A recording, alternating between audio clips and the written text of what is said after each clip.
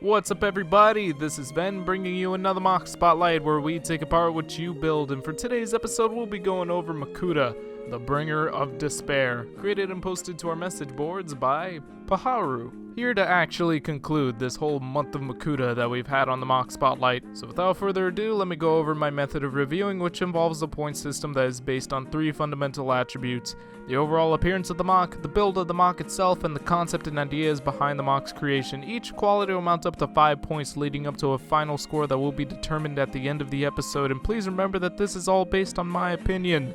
So let's get this started. Of course, first thing I gotta comment on, this thing is huge. I think this might be the biggest Makuda MOC I've reviewed all month. I mean, look at this thing. It's like some kind of big, bulky, ancient warrior of darkness and despair and edginess and shadows and stuff.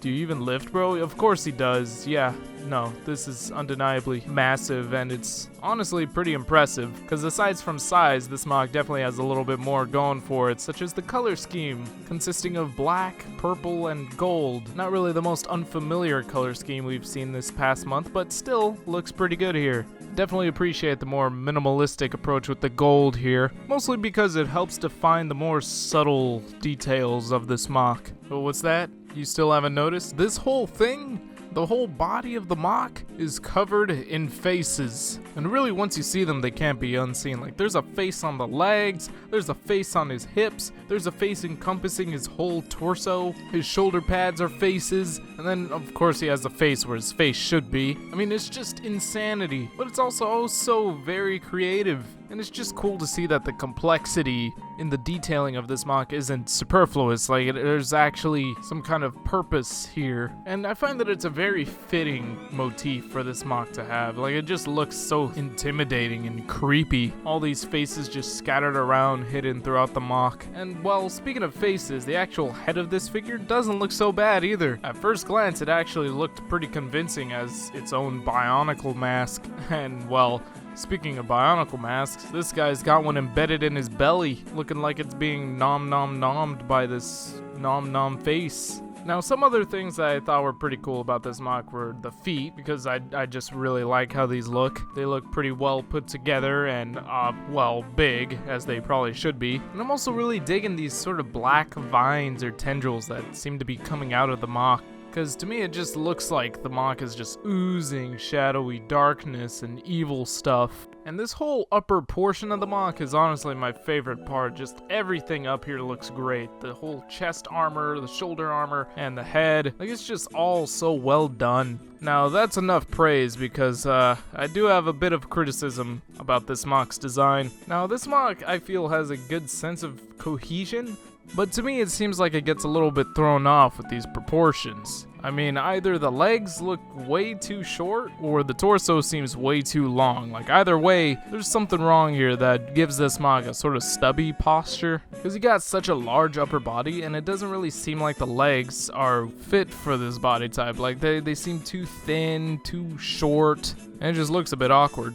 And I'm not a fan of the crotch area. I don't know what's going on here, but I don't like it. Seems like it has too much volume. But that's enough about looks. Now, taking a look at the MOC's construction, we can obviously tell that this is a huge, complex build. Like, I shouldn't even need to say that, right? But it is worth pointing out, because despite the MOC's incredible size, it still maintains some standard points of articulation that would come with any other figure. Like, the legs can move around, you can bend at the knees and the elbows, and his fingers are articulated. Looks like you can move his head around. Like, there's enough here to allow you to pull off a good couple of poses. But with a MOC this top heavy, there's only so far you can go, because it also just doesn't seem all too stable. It doesn't look like the legs are built well enough to support this chunky muffin top, and it actually looks a bit awkward when you do try to bend the legs. I mean, look at this. This doesn't seem to be 100% okay. Sir, you are not certified to squat on these tiny legs, so please come back once you stop skipping leg day. And then it is worth noting that the MOC doesn't really have any sort of function or play feature, and what it mainly has going for it are looks and detail, really, which is okay, you know, well, fair enough. Obviously, it was an ambitious endeavor just trying to get the MOC to look the way it does now. You know, it looks like there's a very particular design that the dude had in mind, and I can respect if that's what you wanted to pull off more than anything, but hey, you know, once again, the legs could have been done better. at the very least. And of course, speaking of concepts and ideas and all that good stuff, this MOC was mainly built to be entered in the Makuda brick contest that LEGO hosted in this past month. Well, not really, it's been like a whole month since the contest was last open. But anyway, in case you don't already know, the main thing behind the contest was that builders were challenged to create their own iteration of the big bad Makuda from Bionicle Story. Mainly the form he takes on after putting on the mask of ultimate power, which provides him with ultimate power in scary spookiness.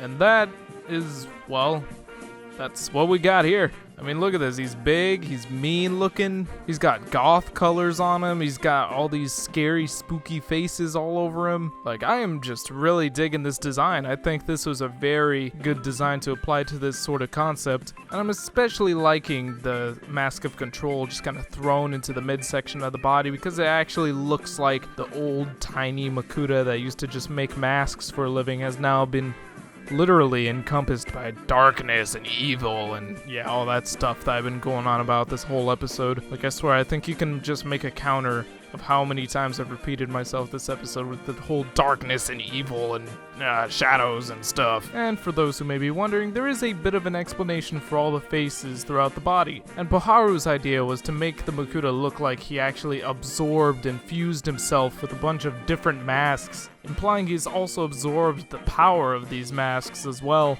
So that would just make Makuda overall a very formidable foe, if I do say so myself. But yeah, overall I'd say this is pretty well done. The concept is clear, looks very Makuda-ish to me, and there is some improvement to be had here, but regardless, it's still a very unique design that definitely worked out for the most part. So that's basically all I got. Let's go ahead and move on to the final scores and wrap up this video now, shall we? In terms of appearance, this MOC receives a 4.5 out of 5, because honestly, this MOC looks great, and the only thing that's bringing it down for me are the proportions on the lower body. But in the end, it's still a very creative and unique design, and there's still much to be appreciated here. In terms of the build, this MOC receives a 4 out of 5. It's really impressive to see what this guy managed to do with the parts that he had, and what sort of aesthetic he literally built here. But it looks like he has a big problem with stability, and I'd say that's definitely where this MOC literally falls apart a bit for me. And in terms of the concept, this MOC receives a 4 out of 5. It's clear as day as to what the builder wanted to do with this MOC. It's a very ambitious build, and I'd say he pulled it off quite well, aside from a couple of design flaws that could definitely use some improvement to make this MOC just better all around. But it's still a great job. I like what we got here, and that is why this MOC earns a final score of 12.5 out of 15. So great job, Poharu. Congrats for making it onto the MOC Spotlight. I wish you luck in the contest, and I wish you the best going forward. Same goes for you viewers. If you haven't already, post your own LEGO creations to our message boards at board.ttvchannel.com, where you are free, where you are more than welcome to share your own creations with our community, the podcast crew, and of course myself. And in doing so, you will also earn yourself a very high possibility of being featured on the MOC Spotlight in the future, should I find it very creative and or interesting. So thank you for watching, and I'll see you all next time.